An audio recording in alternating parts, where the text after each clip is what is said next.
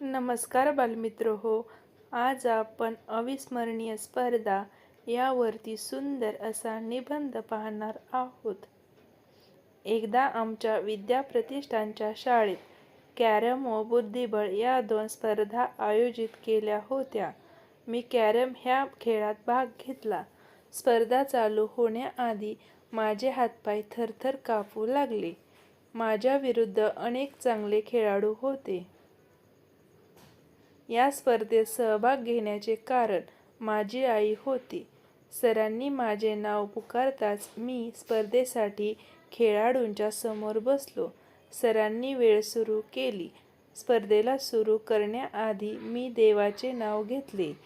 मी पहिल्या 2 राऊंडमध्ये सलग पहिला आलो व 2 फेरी पार करून अंतिम फेरीत गेलो. मला पहिल्यांदा एकही सोंगटी गेली नाही. तेव्हा मग एका एकाग्रतेने खेळलो आणि मग तर जादूच झाली. मला पटापटा सोंगट्या निघू लागल्या.